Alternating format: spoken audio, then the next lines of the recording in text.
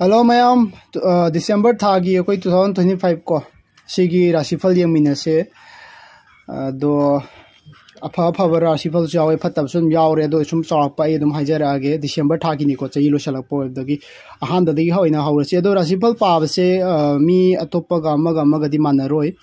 अदो आइगिना मुक तोंगाना पाइको अदो अदुम हाइजरके अखोगी अहानदगी ओइना मेन राशिदे हाना हौरसेको मेन राशिगिसे अहानबदा अखोगी कइनोबुदी तौरनि तांग अमदगिना तांग निपान बोगी मंगदा गाड़ी याम कन्ना थौबिगनुको अखोगी गाड़ी खितंग तपना तपना थौबियो गाड़ी की सोपन खर लई अदुगा फाइनेंस की मतंग द ओइतारगसु अदुम ऑफर के का लाखप खोप एक्स्ट्रा इनकम लाखप अदुगिसु लई अदुगा सुम हाइदि याम कन्ना जु फब नते फत्तबसु नते अदुम सिंपल द ओइना द थादक थासिदि अदुम लोसंगनी को मथंग थादगी ओइना अदुम फजना हौबिगे सु कसु काइदि हदा किजिदि अदुम याम इचम चमना अदुम लोसंगी तौबो मौंग तौरे अदुगा वखल यामना चरांगना बदौना तौवी हदक मीन्स राशिगी ओइना को कोई मी गईसे अइना तौरिसे चुम्ब्रा कायन खलकपगुम्बा अदुगुम्बा यावे हादि पोतसे लोसनगिबा हाइतारेने पोत लोसनगिबा मतमने अदुगा रेस्पोंसिबिलिटी सु यामना यामबा थबक यामना चिनबा अदुगुम्बासु ओइ अदुगा हक्चांगी ओइनादि तुम्बा खितंग नुंगाइरेको अदु पुक नुंगाइतबा मिट नुंगाइतबा अदुगुम्बा खरा यावगनी अदुगा नुंसिनबे मतांगजि ममांग थानते अप्रैल थादगी हौनको खितंग उंखनबा खोटपा अदुगुम्बा खितंग लैबा माले पार्टनर की मतंगदा अदो हौजिकसु अदुम अदुगी हादि उंखनबदि नत्रगसु अदुम नुंगाइनदबा खोटबा अदुम माइनले लैनिको अदो याम कन्ना कइनो तौबदि मथौदि याम चिनबा ओइरे अदक थाजि मेन राशिगी ओइनको अदुगा खितंग सेक्शन बियो तांग अमदैना निपान बोबसे मखा तारपोइना अखोगी अनिसुबा राशिफल अमु यमिनरसे मेन राशि लोइखरा मतुंगदा वृषभ राशि को टॉरस की अमु यमिनरसे अस्मागिति याम फई को यामना फना थोलई बिजनेस तौबदा ओरगसु यामना फई हाइदि पैसा लाखप खोप अदुम तौगनी अदुगा थबक तौबो ओइगरा बिजनेस तौबदा ओइगरा इज्जत लैनी को अदुगा युमदा मी हेंकलपसु याय हाइदि अतोपा अखोगी अहल लमन ओइगरा अदगिदि इतैमा अदुगुम्बा को हाइदि कइनो तौबा आंगांग उनगदबा खोकदबा लैबा यारगसु यामना फई अदुगा प्रॉपर्टी खुदोंग थिबा हारगदि याम कन्नदि कइनो तौर प्रॉपर्टी की मतंगदा हाइता युम हिंगोंगी मतंगदा खितंग मरई संगदानबगुम्बा अदुगुम्बा हिंगोनुंग ओइरसु अदुगुम्बा खितंग लैगदबा माले अदुगा लाइरिककी ओइनदि अमुंग यामना फई लाइरिककी ओइनदि होनेदगी अदु माइ पाकपदोय अदुगा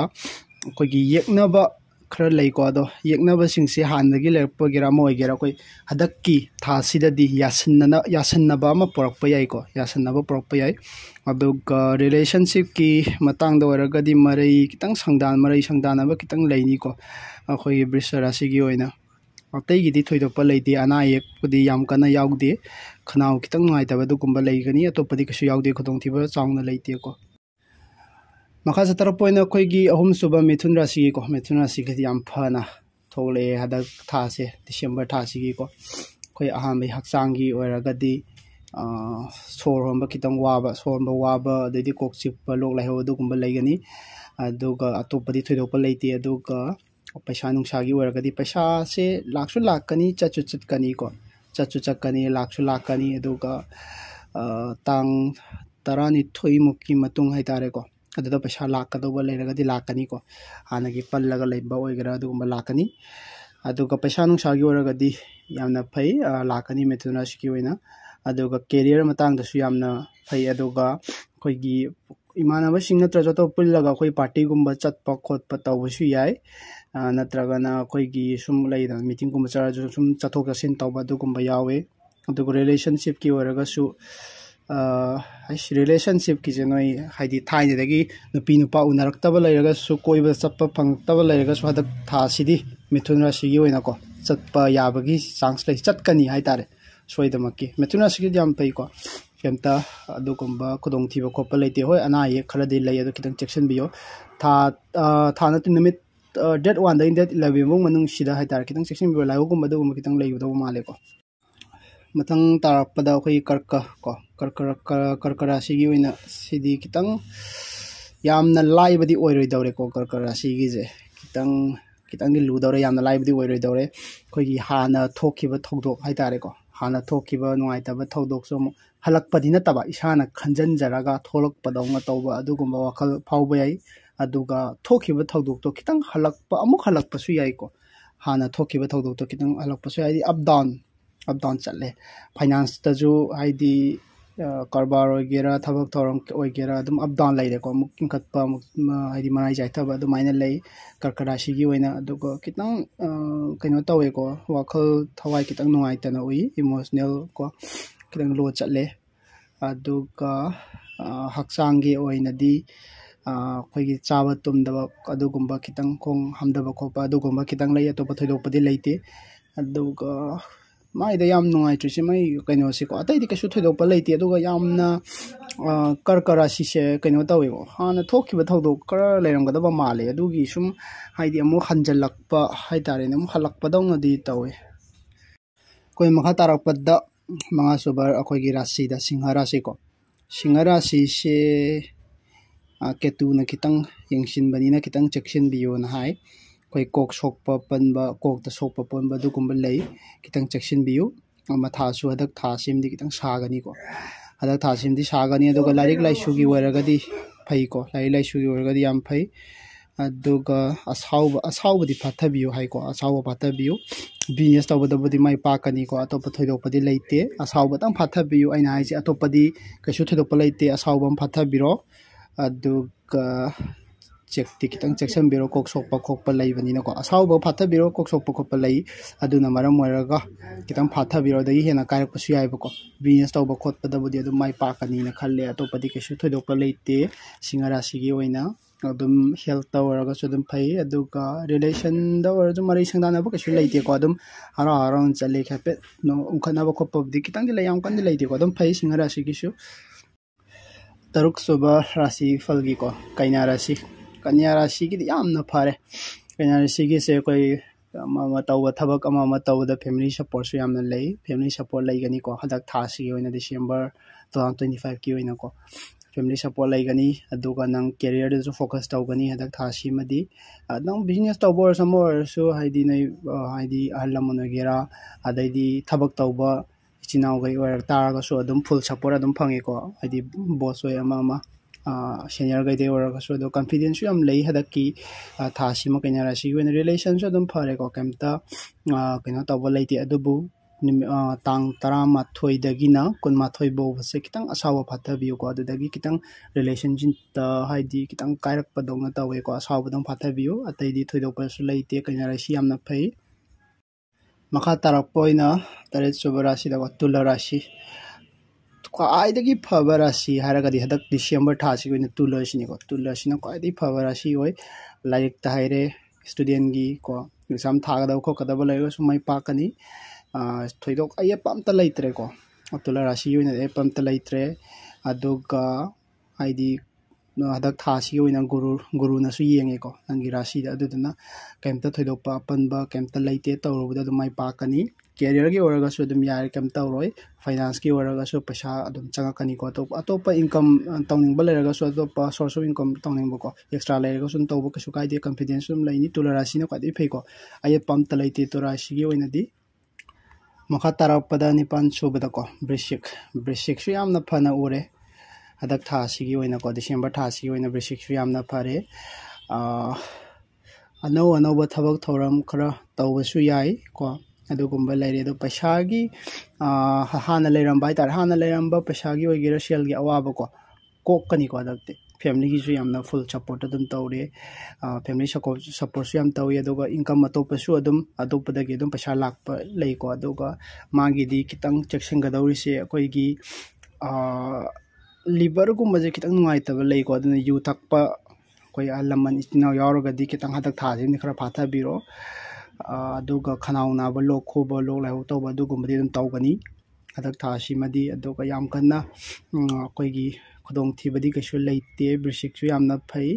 ꯄꯩꯁꯥꯁꯨ ꯂꯥꯛꯀꯅꯤ ꯑꯗꯨꯒ ꯃꯈꯣꯡꯗꯤ ꯄꯥꯜꯂꯣꯏꯀꯣ ꯄꯩꯁా ꯌꯥꯝ ꯆꯠꯄꯗꯤ ꯑꯣꯏꯔꯣꯏꯗꯧꯔꯤ ꯍꯟꯗꯛ ꯊꯥꯁꯤꯃꯗꯤꯀꯣ ꯑꯗꯨꯒ ꯁꯅꯤꯅ ꯂꯩꯕꯅꯤꯅꯀꯣ ꯍꯥꯏꯗꯤ ꯑꯗꯨꯝ ꯐꯩ ꯊꯕꯛ ꯇꯧꯕꯗ ꯑꯗꯨꯕꯨ ꯊꯕꯛꯇꯤ ꯈꯔ ꯆꯤꯡꯒꯅꯤꯀꯣ ꯊꯕꯛꯈꯔ ꯆꯤꯡꯒꯅꯤ ꯍꯥꯏꯗꯤ ꯇꯧꯅꯤꯡꯕꯁꯨ ꯐꯥꯎꯔꯒ ꯑꯗꯨꯝ ꯅꯝꯐꯨꯗ ꯇꯧꯈꯤꯕꯗꯣ ꯑꯗꯨꯃꯥꯏꯅ ꯑꯣꯏꯀꯣ ꯕ꯭ꯔꯤꯁꯤꯛ ꯔꯥꯁꯤꯒꯤ ꯑꯣꯏꯅ ꯑꯗꯨꯒ ꯑꯇꯩ ꯀꯝꯇ ꯆꯦꯛꯁꯤꯟꯕꯤꯗ꯭ꯔꯁꯨ ꯌꯥꯔꯦ ꯋꯥ ꯉꯥꯡꯕꯁꯤꯇꯪ ꯆꯦꯛꯁꯤꯟꯕꯤꯌꯣꯀꯣ ꯍꯟꯗꯛ ꯊꯥ ꯕ꯭ꯔꯤꯁꯤꯛ ꯏꯆꯤꯟ ꯏꯅꯥꯎ ꯕ꯭ꯔꯤꯁꯤꯛ ꯔꯥꯁꯤꯒꯤ ꯐꯜꯒꯤꯀꯣ ꯌꯦꯡꯖꯕꯗ ꯕ꯭ꯔꯤꯁꯤꯛ ꯔꯥꯁꯤꯁꯦ ꯈꯤꯇꯪ ꯍꯟꯗꯛ ꯊꯥꯁꯤꯃꯗꯤ December tha simti wangang da kitang section bio wangang badai kitang haidi thabak thoram da kairak pakot palai adugumba khaktani atopa kan leite yu tang di thakpa kitang hanbiro ko labor gi se tholak pa matam da kitang nungai ta ba dong ore adom dio biro aduga rashifal se koi keno ne ko haidi miyam ga mingo yeng mandam nen chorok na yengjarak pani adum chana ba khopran yeng biro kai gumba chana ba yaw tar su adum haidi pulaki yang pani na ko adum chani chana rang godab di male ado comment adum pibiram ko makha tara pada mapan su bada koi gi danu rashi ko danu rashi ki su yamna phai adobu thabak na ba khwang na ba kitang leido male adugumba khara lei atopadi thoidokpa leite aduga finance ki oina su adum sel thungi maram da su phai ayapa leite relationship ki maram da su leite ko ayapa leite adu relationship ki se kitang charang na ba hai tare ko haidi kitang charang na ba haidi no khana chaina ba natte da kitang charang na ba khotpa adugumba khaktane ko career gi oina di kitang tha horak pa je danu rashi gi oina tha horak pa je kitang phatha biyo ko haidi kasu ayapa di leite adubu kitang awa badi oi ko tha horak pa je tang tara matung hai tar adu matung de dum pasa dum phang ba khot pa pasa phang dana tang manga tara natte tang manga de ko tang manga de dum nunga ani adu duna atopa thidok padi leite dun rashi jana fai December thasi gi oina makha tara pada tara subda koi gi makar rashi gi oina ko makar rashi sisu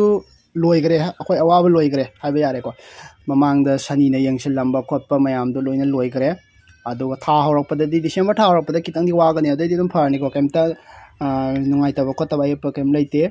how ki bada nungai taba khara leiba male ko makar rashi isnau singi oina